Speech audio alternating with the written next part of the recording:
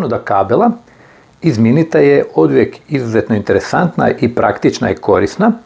Pa na primjer ovdje imamo primjer kabela i brzog punjača, dakle kabel je dužine inače 2 metra, a unutra se nalazi ovaj struni adapter, dakle brzi punjač za iPhone i Android. On na sebi inače ima, vidite ovdje, USB-A i USB-C izlaz, tako da je moguće istovremeno puniti dva različita uređaja.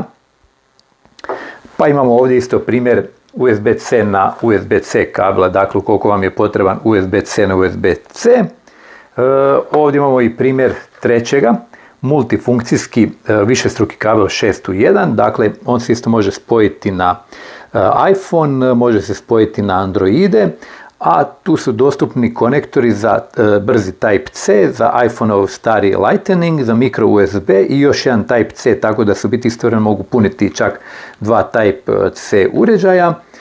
A ovaj tu zadnji je LED light, dakle kabel koji u biti svijetli prilikom rada, i on na sebi inače ima i ovaj tu okretni konektor koji se zakreće za 180 stupnjeva. A najnoviji model je ovaj tu crni.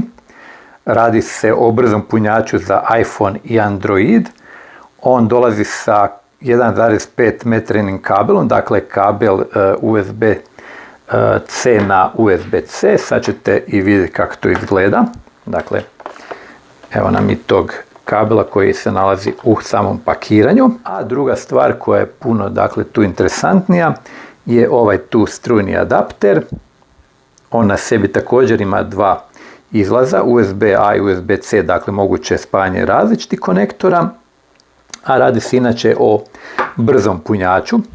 Snaga punjenja ovog tu punjača je 45 W, tako da u biti imamo maksimalnu snagu same struje je 3 ampera, a snaga je 45 W, odnosno dodatni konektor daje 20 W izlazne snage.